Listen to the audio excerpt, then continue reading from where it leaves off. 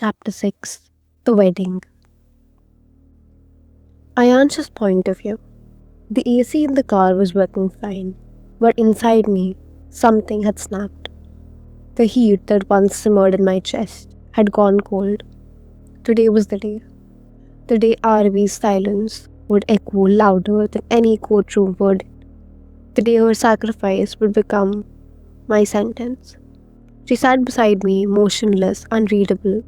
Her beauty had turned into something tragic, regal even in ruin. No spark, no expression, just an abyss. And I was the fool who led her to it. As the car halted outside the family court, Rana stepped forward and opened the door. I turned, instinctively reaching out to take her hand. She recoiled, didn't flinch, didn't meet my eyes, just pulled away. Fair enough. I deserved worse. What man uses the girl he's sworn to protect as a pawn in a game he created? But this wasn't any girl. This was Aaravi, raised as a Rajvanshi, a lioness in disguise, the kind of woman who'd walk through fire to protect her own. And today she had. She walked ahead, head high, wrapped in quiet defiance, and I followed like condemned king behind his executioner. This wasn't a wedding. No mandap, no vows, no blessings. Just a piece of cold parchment waiting for our signatures. Contract of marriage. The irony burned hotter than the blood in my veins. I kept hearing one thing in my head. I'm sorry, Aaravi. But no apology could breach the wall she'd built around her soul. Rahul Sahib was already present inside. He stood tall, proud, every bit the monarch he was. I had invited him. A man doesn't go back on his word, no matter how tainted the word has become. Then she came forward, Varmala in hand. She was there, physically, but her soul, it wasn't. She looked like someone who had buried herself alive. And I was holding the shovel. She raised the garland slowly, trembling hands stretching up. I stood still. My height towered over her. She was 5'3" and I 6'2". She barely reached my chest. Our eyes locked in that moment. I felt it. Not love, something darker. Like my power meant nothing in front of her pain. So I did the only thing I could. I bent. A king bowing to his queen. I knelt before her, head lowered, because real kings only bow to two people, their queen and their princess. And today, I was surrendering to both. I had never bowed for Ishita, never for anyone, but for Aaravi, I would kneel in front of the world if it made this fractionally easier. As I rose, Rana handed me the sindoor. My fingers trembled, my breath faltered. I looked at her, and I knew she wasn't ready, but she had no choice. Neither of us did. I filled her parting with the crimson thread of fate. The powder slipped from my fingers, some of it fell on her nose. And I don't know why, but my lips curved into a smile, a strange one, bitter, hollow, almost hopeful. Why did I smile?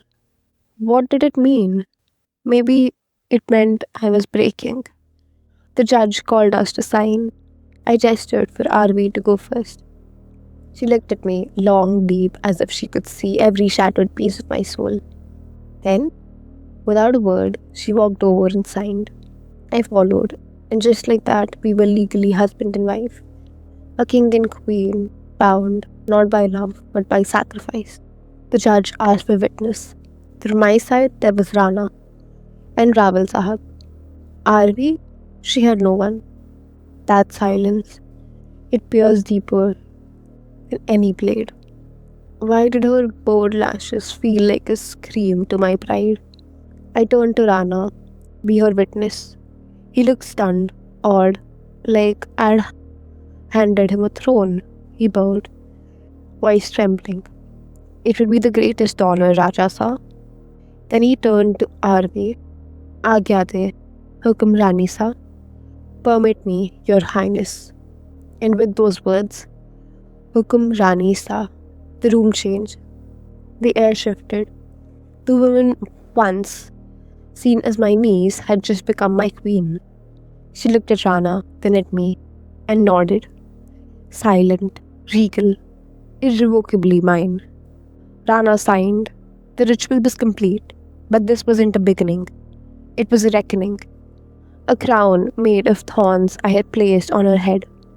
And now I would carry its weight. Aaravi, my wife, my queen, my punishment, and my path to redemption. Aaravi's point of view. Should I laugh or cry? I don't even know anymore.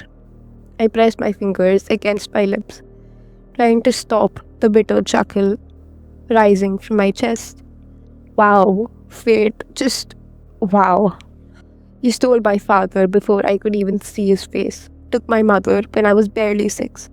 And when I thought I'd finally found something whole when Mama Sa married Ishita, I told myself, maybe this time I'd be loved like a daughter. But love doesn't last long in my story, does it? Ishita's betrayal shattered that illusion. Their divorce, the silence that followed, it all became a lullaby. I convinced myself it was peace.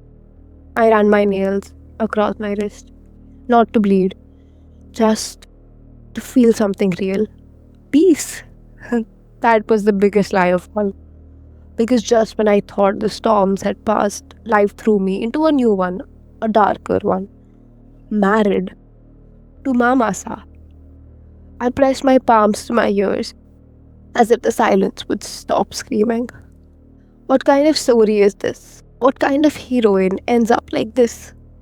The room hadn't seen sunlight in days. 4 walls silent, curtains drawn. The clock ticked, but time didn't move. Aaravi hadn't spoken, hadn't wept, hadn't eaten. The world outside went on breathing, but inside this room, something was slowly dying. Aishwarya had knocked, called her name, even slipped notes beneath the door, but no answer came. Aaravi wasn't avoiding her. She was simply trying to silence the scream that lived in her throat. The scream that began the moment the file landed on her desk. The contract. Its presence had become unbearable, still untouched, and still unopened. But not for long. Tonight, Aaravi's hand reached for it, slow, reluctant. The black folder felt heavier than it should. Or maybe it was just the weight of her fate. She opened it. The first page greeted her like a news. Contract of marriage. This agreement is entered between Party A, Mr. Rajvanshi, Party B, Miss Aaravi Agarwal.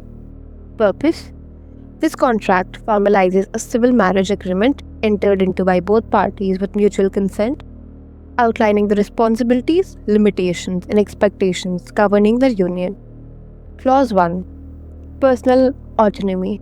Both Party A and Party B shall remain in full autonomy in decisions related to their personal and professional lives post-marriage. Clause 2. Nature of marriage. Both parties agree to undertake a legal civil marriage witnessed and registered in accordance with applicable civil laws. Clause 3. Residential agreement. Post-marriage, both parties shall reside in separate rooms.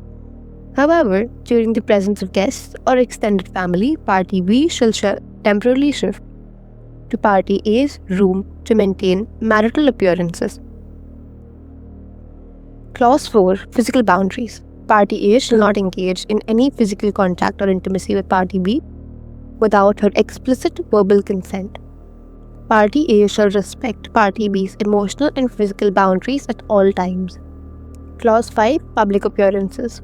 Party B is required to accompany Party A as his lawful spouse at all family functions, corporate events, or social gatherings that involve external or professional exposure. Clause 6. Role in presence of outsiders.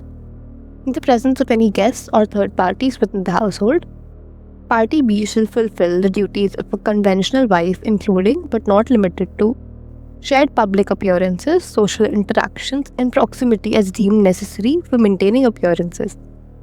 Clause 7. Emotional and physical consent.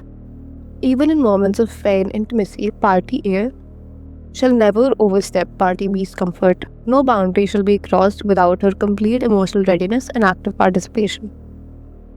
Clause 8. Rights of a wife. Considering party B's youth and future aspirations, party A shall respect and support her independence. Should party B wish to claim the emotional, legal, and physical rights of a traditional wife, party A shall willingly comply without resistance or delay. Clause 9. Social and moral responsibility. Party A agrees to take full responsibility for Party B's safety, well-being, and dignity. Party B shall not be treated as a contractual obligation, but shall be regarded with respect, protection, and recognition due to the rightful life partner. Clause 10. Fulfillment of marriage. The marriage shall be considered emotionally and physically fulfilled only when Party B initiates or consents to an act of intimacy that breaks all emotional and physical boundaries between them. From that moment, both parties shall be considered bound in full marital sanctity, holding equal rights over each other, emotionally, physically, and legally. Married to My Uncle, A Contract Marriage. Listen to the full audiobook on YouTube or Pratilipi FM. Alfazo ka Safarnama.